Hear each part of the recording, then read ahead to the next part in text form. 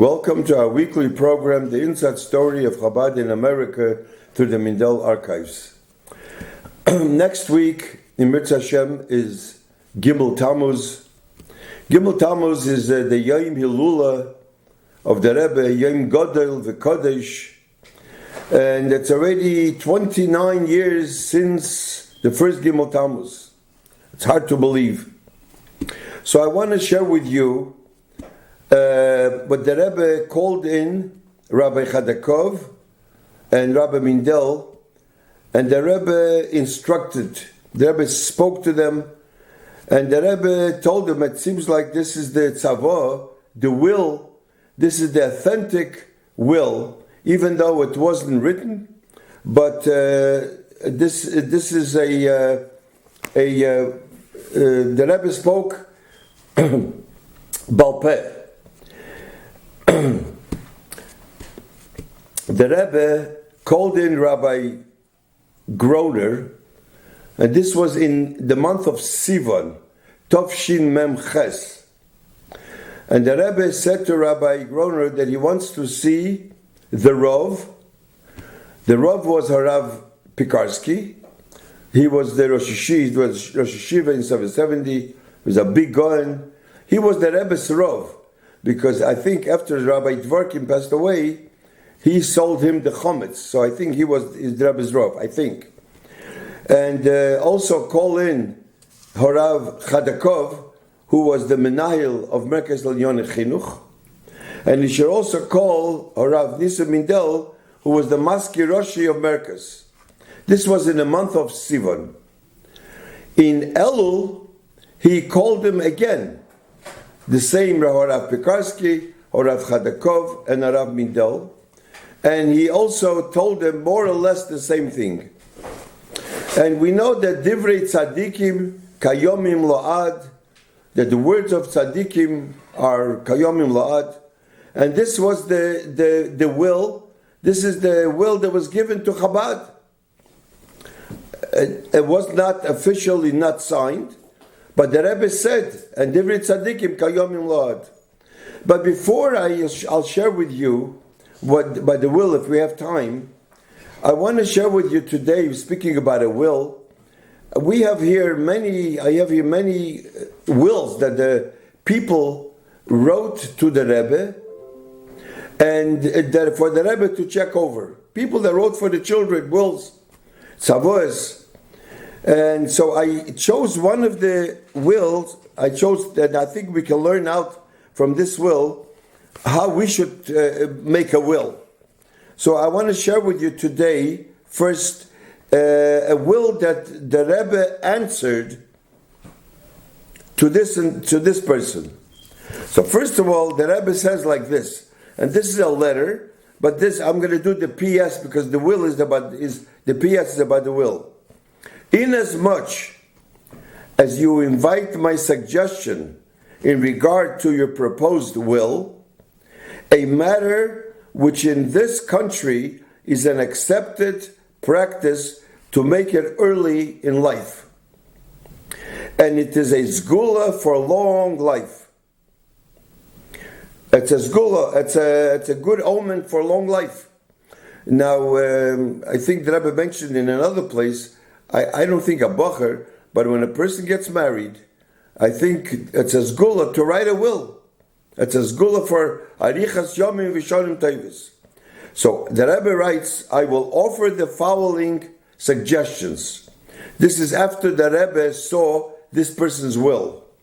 Although I do not, of course, touch upon any of the aspects relating investments and the commercial handling of the estate, and so on. Firstly, there is, in my opinion, an omission of an essential point, namely, the matter of tzedakah. To be sure, those who will, after 120 years, inherit their share of the estate will, please God, make provisions for the distribution of tzedakah of their own goodwill. Nevertheless, it is a personal mitzvah to provide for tzedakah rather than to leave it for others to do so, even the closest members of the family. Moreover, the provision of tzedakah should be one of the first clauses of the Jewish will. That means even though other people can give tzedakah in this chus, he can also give tzedakah, but it should be written in the will about tzedakah. How much tzedakah should be written in the will? So the Rebbe says, and this is, I think, important for whoever writes a will. Needless to say, the amount of tzedakah provided for in the will should be according to the generosity of the testator. But if you wish my opinion in this matter, I would suggest that the amount so provided should be chomesh, means 1/5 of the net estate. That means that 2 times 10, that means 20% should be as said in the will. And the Rebbe to other people, the Rebbe answered the same thing. So I think this is what the Rebbe says. This is his suggestion, with the proviso that the distribution of the tzedakah should not be delayed until the whole estate is properly and fully evaluated, but that the amount of any and all distributions under the will should automatically be deducted for tzedakah. That means that it takes time for the paperwork, but they should right away, tzedakah should be right away, not to wait until all the paperwork are done after 120 years. They should right away take for tzedakah. This is the Rebbe's suggestion. Another thing the Rebbe says, a further point, which is also essential, and indeed should perhaps even precede the tzedakah clause, as customary among Jews, is the matter of arranging for the various expenses connected with the funeral, including tombstone, the matzevah, and so on, in accordance with the strict Orthodox Jewish observance, so that these expenses should again not be left to the discretion of even the closest surviving members of the family. So this should be according to halacha. I know people write a will, they take a lawyer, but I think here it seems like in other places that they should, they should speak to a Rav and know exactly what to do as far as getting the will.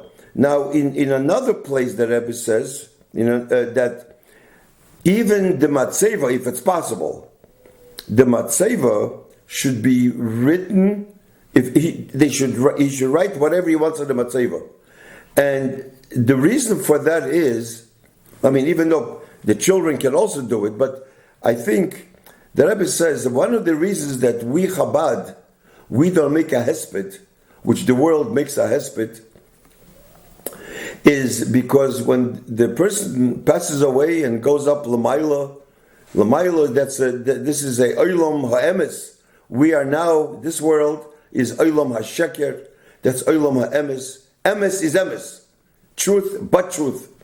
When a woman said, he said, are you pregnant or you're not pregnant? You can't be half pregnant. So emes has to be 100%. And when a person makes a hesped here, so and sometimes they overdo it, and sometimes they say underdo it. Sometimes the person deserves more credit, and sometimes the person deserves less credit. Who knows? While the neshama is l'mayla, but I think that person that passed away, he knows exactly more than anybody else what he is. So whatever he wants to, the emes, because the matzeva is forever on the stone. So he writes over there that it would be a good idea for the person to write, but he doesn't. The Rebbe doesn't say it right here. Anyway, let's go further. In addition to the above, there are several other observations which I would like to make in order to make sure that everything be done in fullest accord with the Torah and Yiddishkeit. That was very careful, especially in the matter of a will. Consequently, unless there are compelling reasons to the contrary, I would suggest, the Rebbe says, that the distinction which the will makes between surviving and predeceased children, namely, that those who are alive receive a full share individually, while the children of the predeceased receive one share collectively. If this is the meaning of the closure, be reconsidered, since it does not accord with the Torah. For according to the Torah, the children of each predeceased heir receive their parents' full share. Of course, the children of a predeceased child all receive no more than the share their deceased parents would have received were he alive. But no distinction is made between living and deceased children in far as their share is concerned.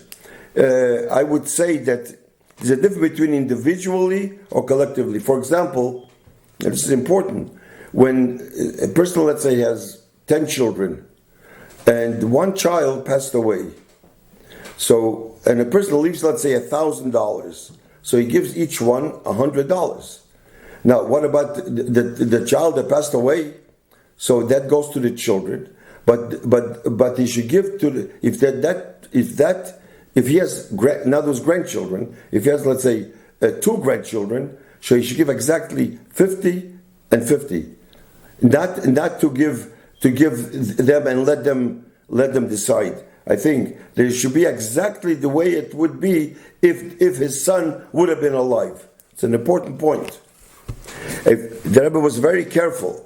A further observation from the Torah viewpoint, and I trust you will not mind my mentioning it, is that according to the Torah, when there are sons and daughters, the daughters may receive any bequest which a parent wishes to make for them in the form of a gift, but not in the form of inheritance. In other words, if a person leaves boys and girls, the girls don't get Yerusha. The girls don't get inheritance. They get a gift. You can write a gift. So the Yerusha goes to the boys, and if you want, he can write there that the girls is giving a gift, but not a Yerusha. Therefore, it would be right, in my opinion, that a Jewish will should make a distinction between the sons and the daughter. Such symbolic compliance being even if there is no more than $1 difference.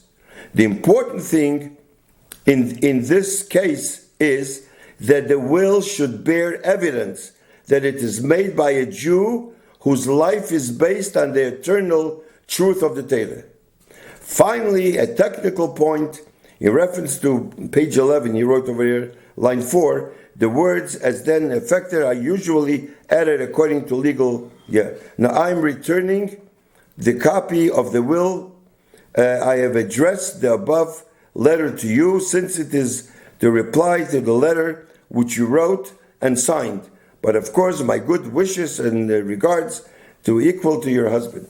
So this is how a person. So I since it's before Gimel Tammuz, I thought I would share with you this of how to write a will. The Rebbe was very careful. There are much more, but this is what we can learn from this.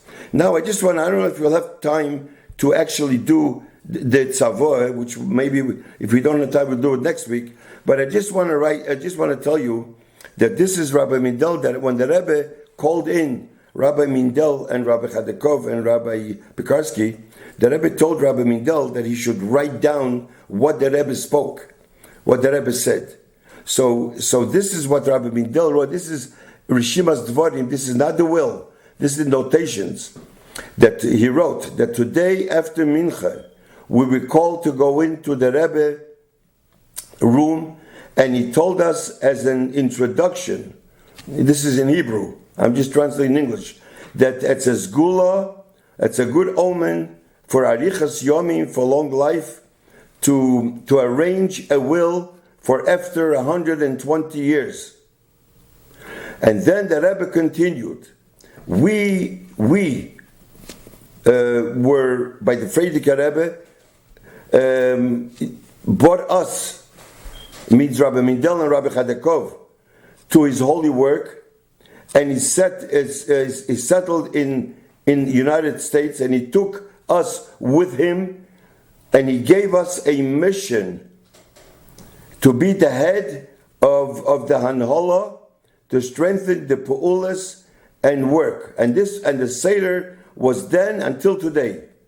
And put the heart that it's a sgula, that, as he said, Arichas Yom, into long life, when it's signed and it's clear that there shouldn't be any doubts.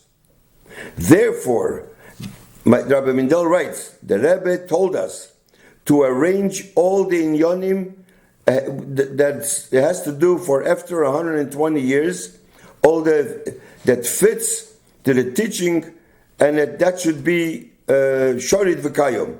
And after the Rebbe signs, then it has and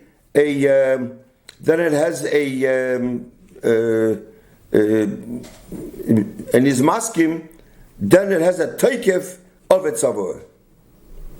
And then the Rebbe says, and then he writes here that all the inyolim for after 120 years. Then he writes that Anhola, the head, since you are the head administration and institution, the organization, and so all the institutions of Chabad should be the way it's now, and it should go over to a Rav Chadakov and a Rav Mindel with all the merits and responsibilities, and also the activities and moisdes should be al pi according to the Rebbe,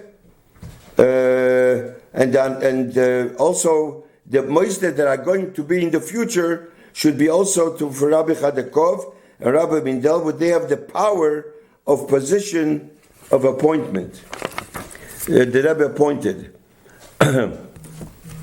And even the moisdes that are going to be in the future. Also, he added that, and on top of the tzavah, the will, the general will, the protistic things that the Rebbe had, let's say the Rebbe's inside the things that the Rebbe had, his things that he has in the house, the couch, I guess the dishes, whatever it has. He didn't say exactly, but whatever's in the house, he leaves it to Maris Dalia Reutman. Dalia Reutman was the daughter of his brother Aryeh Leib and the children. They should inherit the things inside and all the things in the house, except the Sfarim and the Ksavim and the Chfeitzim, that this goes to Agudas Chasidei Chabad. And if there's any doubt or anything in that, so Rabbi Mindel and Rabbi Chadakov and Rabbi Mindel, maybe they want to add somebody else to them, they could, but they should decide. And the Eibishter should be Marich Yomim and Shneisef from the Rebbe, Laman Yarich Yomim Amamlachtoi B'toiv Uvenim Im Adbias Mashiach Tzidkenu. This is what Rabbi Mindel wrote.